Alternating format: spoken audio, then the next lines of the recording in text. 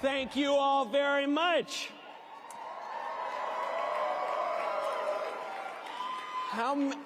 Are there like 500,000 people here? How many? This is unbelievable. Every year, I would say it every year I come, it's 1,000 people. It's 5,000 people. 10,000. Now this year I think we've reached about 4 million people. This is packed to the gills, people everywhere. Thank you very, very much. It is always great to be at AmericaFest, which, through the efforts of TPUSA and TPUSA's founder, has become the largest, most energetic, most crucial gathering of young conservatives in the country.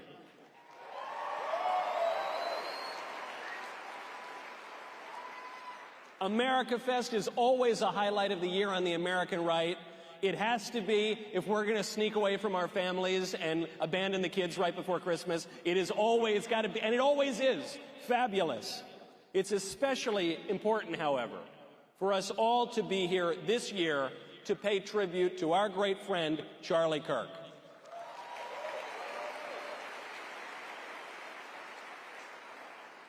Everyone in this room, I suspect, has paid tribute to Charlie in some way or other over the past few months. The way everything happened, Charlie and I actually were supposed to host an event together 12 days after a leftist ended his life.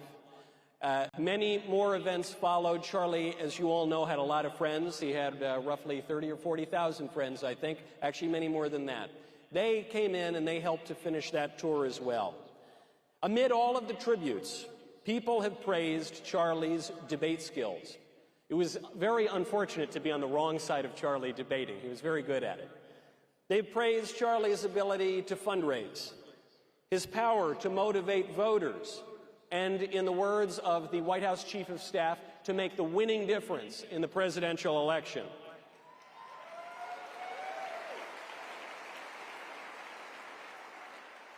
He did all of those things at as high a level as anyone in the country. But Charlie's distinctive skill, his distinctive gift among so many, his most Christian gift, was his ability to make peace within a fractious coalition. Erica spoke beautifully about this earlier. Blessed are the peacemakers. Everyone and his mother has an opinion. It is not hard to have an opinion. It is not hard to pick fights, to accuse, to gossip, to defame, and to revile. In our age, it can be very lucrative. What's more, it can be entertaining. What is harder is to build, to refine, to assuage, to unite, and to advance. What is harder is to mediate, to harmonize, to suffer setbacks with patience, and to offer grace to those who often don't deserve it. Charlie did the harder thing.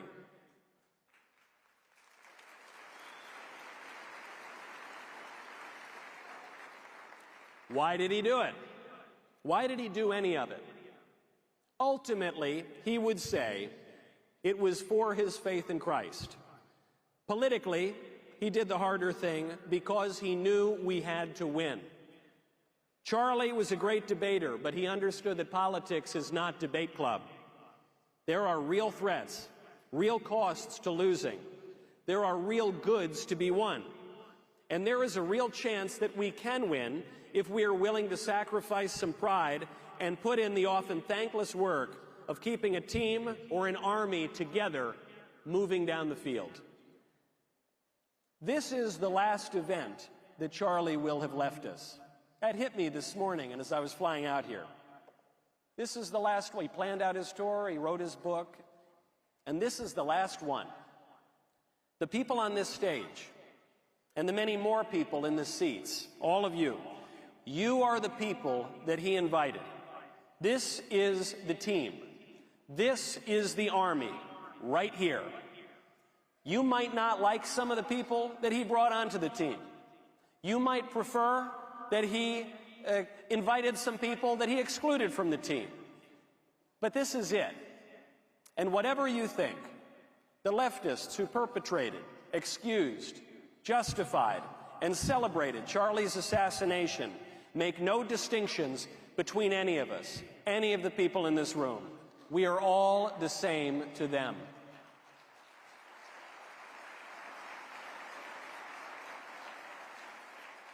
So what are we doing here? We are paying tribute to our friend, and we are charting a path forward, a task made much more difficult in the absence of our generation's political peacemaker, without whose leadership we find ourselves in the latest right-wing civil war. I say the latest right-wing civil war because there's always some civil war going on the right. Right-wingers are too independent-minded to avoid it. There are, by my count, two factions on the left. There are the progressives and the very progressives. And John Fetterman. If I'm being fair, there's also John Fetterman. There is, whatever he is. On the right, however, we have the populists, the fusionists, the neocons, the paleocons, the Wall Street conservatives, the Main Street conservatives, the religious right, the irreligious right, the libertarians, the traditionalists, and half a dozen other ideologies in the middle, all vying for power, all accusing the others of not being truly or sufficiently conservative. Now, all of these factions conveniently point to some period or other in the long history of American conservatism to prove that they are the sole true keepers of the conservative flame. The free-trading fusionists accuse the pro-tariff populists of betraying the true conservatism of Ronald Reagan. Never mind that Reagan protected steel and cars and automobiles and semiconductors. Forget about that part. They're the true conservatives. The neocons accuse the foreign policy realists of abandoning the truly conservative global leadership of George W. Bush. Never mind that George W. Bush campaigned for president on foreign policy restraint and against nation building. Forget about that. The classical liberals accuse the post-liberals, the boomers accuse the zoomers, and on and on and on and on. Each faction claims that true conservatism includes only its own narrow ideology. The actual history of the American right tells a different story. In America alone, the right has been the party of tariffs. It actually founded on tariffs. And then we hated tariffs, and now we kind of like tariffs again. We were the party against immigration. Then we really liked immigration. We said all the immigrants are American. They just don't know it yet. And now we don't like immigration again. I think that's pretty clear. We have been the party of foreign policy restraint, and then of adventurism, now of restraint again. Does this mean, therefore, that we stand for nothing? No, it does not. It means that we respond to reality. If there is one thing conservatives pride ourselves on, it is our relationship to reality. The left has no relationship to reality. The left castrates little boys to try to make them into little girls. But conservatives do respond to reality. And one of the crucial facts about reality is that circumstances change. Politics is not some pure science of abstract ideals. It is the practical art of applying eternal principles to constantly changing circumstances among real people in a specific place and time. Is that too wordy? Well, I'll simplify it. Politics is about getting along together. That's what it comes down to. It's built into our human nature, and we cannot survive without it. So how do we get along? How do we get along as a country? At the highest level, we cannot get along with leftists who want to murder us. We cannot do it. It's not possible. Would that we could, but we can't. The people who minimize and justify and even celebrate the murder of innocent conservatives for political disagreement can't get along with them. The embrace of political violence is only growing on the left. This is backed up by survey after survey. Even a major liberal magazine had to admit it. To get along as a country, then, we need to restore order and de-radicalize the left. To do that, we need to keep winning. We have been winning. We are winning more. We need to keep winning. We have to do it. There is no substitute for victory. Anyone who tells you that we don't need to win, forget about the midterms, forget about 28, forget about politics. Anyone who tells you that we shouldn't try to win, tune that person out. That person is a loser. I want nothing to do with that person. The squishes on the right who tell you that it's preferable to lose with dignity than to what? Than to try and to win. Or the doomers who tell you that it's impossible to win anyway, so just forget about it. You know, why even try? Losers, every single one of them. Tune them out, ignore them. There is something in all that blackpilling for them, for the broadcasters. There is nothing in it for you. Cynics can profit off despair. Citizens cannot. Tune it out.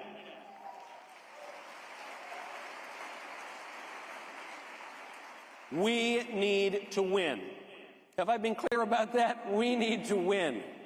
If we are going to get along as a country, we, the right, need to win. And to keep winning, we need to get along with each other. So how do we do it? How do we unite? Do we let just anyone in? Well, the door is wide open, just like the border, right? No, obviously not. All political movements have boundaries. I know that we're supposed to be against cancel culture now. I never was, actually. I've always looked on the bright side of cancel culture. This is another one of those shifts on the right.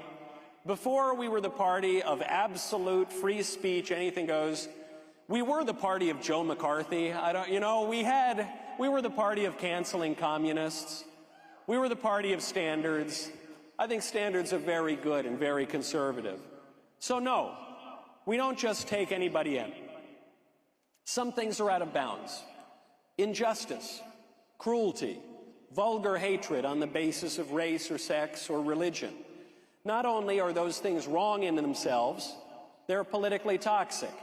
Charlie knew to exclude all that stuff.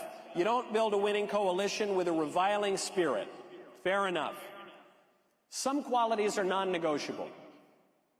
It's not all the little ideological hobby horses of the various rival factions. It's not exactly this policy or that policy. The qualities that distinguish the right, that set the standards for the team, are broader than that. To be on the team, in my humble opinion, you have to love our country. Is that simple enough?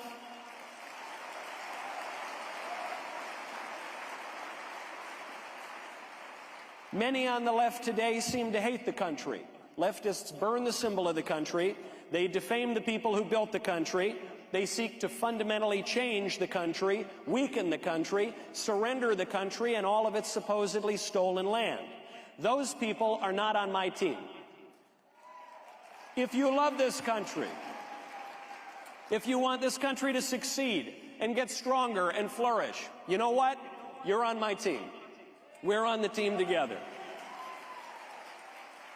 To be on the team, you have to acknowledge that there is such a thing as the American people.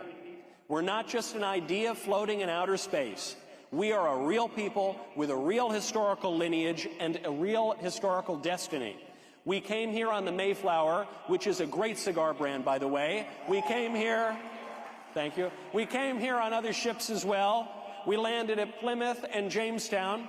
We fought a war of independence and plenty of wars after that. We spread across the continent. We have a real historical experience and character that is not magically imbued through a few lines of philosophy or a naturalization pop quiz. At different times, we've taken in foreigners.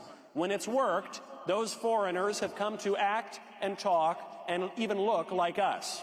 When it hasn't worked, they haven't.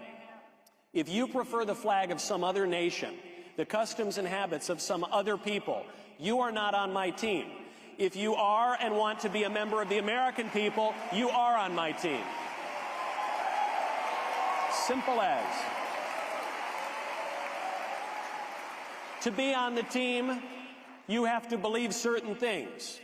You do not, as the various factions contend, have to believe in some particular marginal tax rate. That's not part of the sacred creed of America. You do not have to believe in some mid to late 20th century slogan about diversity being our strength or America being a nation of immigrants. You do not have to cling to the specific economic orthodoxy of the 1980s. You do not need to worship at the altar of the free marketplace of goods or ideas or anything else.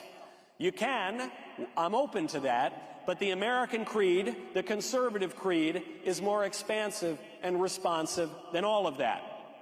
The American creed, forged, in the words of John Adams, through the general principles of Christianity and of English and American liberty, says that we are one nation under God.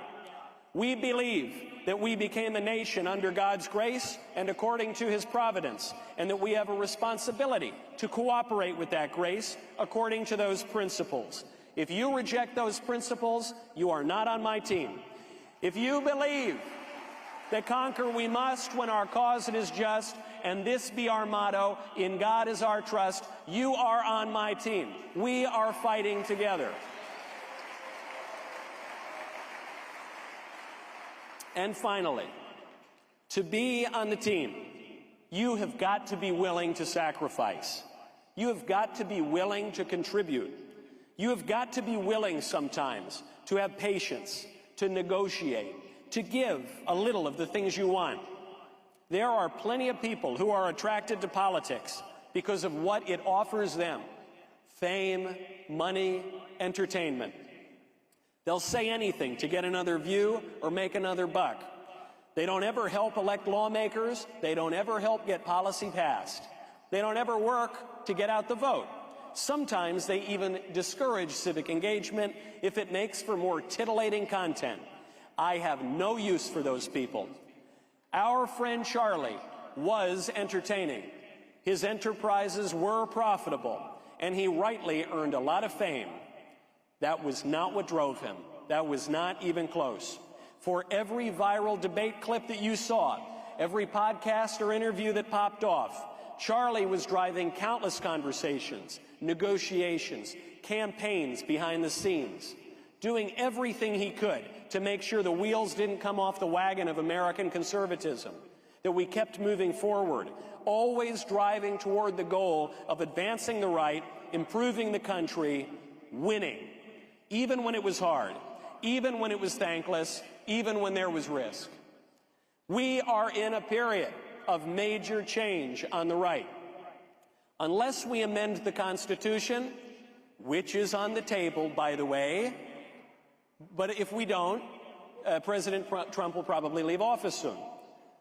Unless Hillary goes for the three-peat loss, and maybe she should. A round of applause for Hillary running again. I think she'd be even better than Kamala, I think. But I don't think she will, no matter how much we cheer her on. Assuming all of that, the baby boomers will soon exit the political stage. Younger generations will take charge, and the youngest political generation, the Zoomers, will demand solutions to the specific political problems they face in employment, in housing, in a fraying social order. We need to give them answers. They deserve answers, and they are the future of this country, and if the conservative movement is to have any future, it needs to bring them in. Conservatives,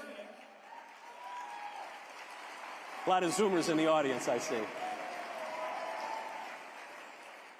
Conservatives can either confront these new challenges with humility and patience, hearing each other out and refining our message and our vision to match our moment, or each faction can demand all or nothing, retreat to its corner, mumble the same old shibboleths, and hand the country over to the people who would destroy us all together.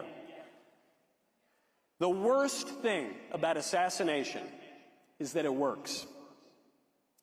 Some people really matter, and it matters when you take them out. And I pray that this will be the exception. I pray that the right can sort out its differences with patience and grace and plot a path forward that leads us all to victory. That we are all here together at this moment, Christmas time, looking ahead to the new year, all together looking ahead to the future of this country at a crucial moment, is an opportunity and a blessing.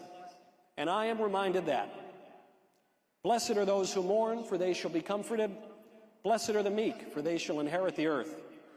Blessed are those who hunger and thirst for righteousness, for they shall be satisfied. Blessed are the merciful, for they shall obtain mercy. Blessed are the pure in heart, for they shall see God. And blessed are the peacemakers, for they shall be called sons of God. God bless Charlie and the Kirk family. God bless all of you. Thank you.